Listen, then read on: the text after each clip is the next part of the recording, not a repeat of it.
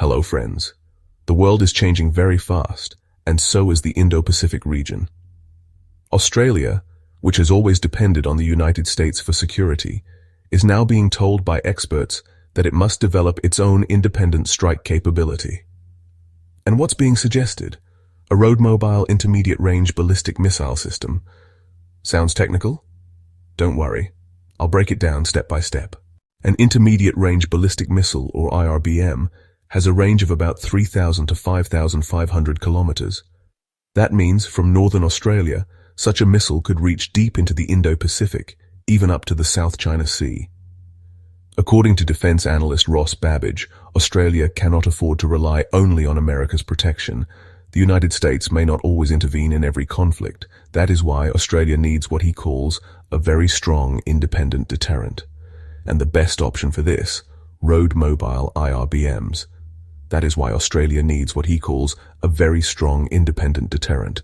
And the best option for this, road-mobile IRBMs. But why specifically road-mobile?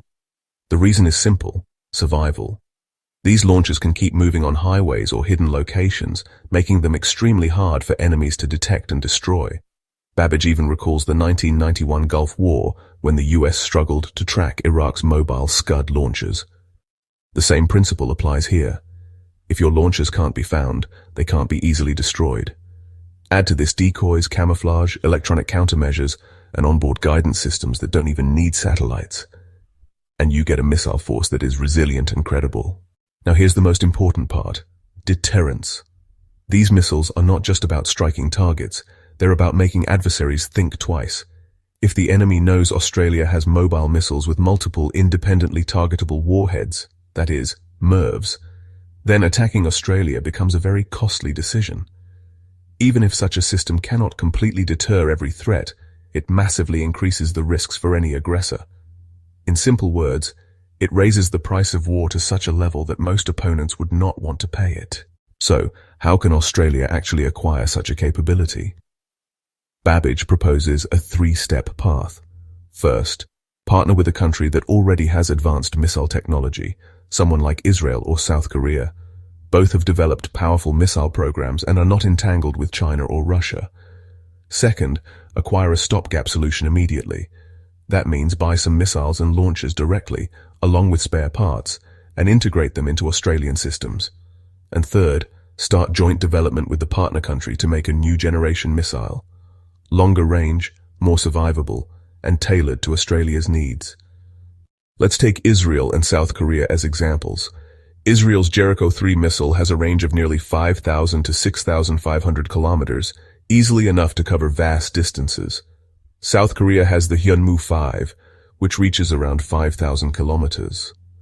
Both nations have also developed sensors, warheads, and electronic protection systems.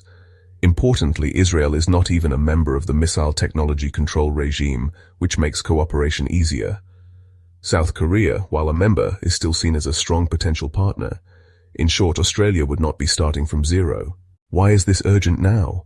Because the Indo-Pacific is becoming more uncertain, and Australia cannot take US military support for granted. In the future, Washington might hesitate or even stay out of certain conflicts. Having its own missile force means Australia doesn't need to wait for permission. It can defend itself and deter threats on its own. This sends a strong signal. Australia is not just a junior partner, but a power that can shift the balance. So, to sum up, a road-mobile intermediate-range missile system would give Australia autonomy, survivability, deterrence, and leverage in global politics. It won't be easy, it won't be cheap, but in the words of Ross Babbage, it might be essential for Australia's future security. The big question is, will Australia take this bold step, or continue relying on others for protection? Only time will tell.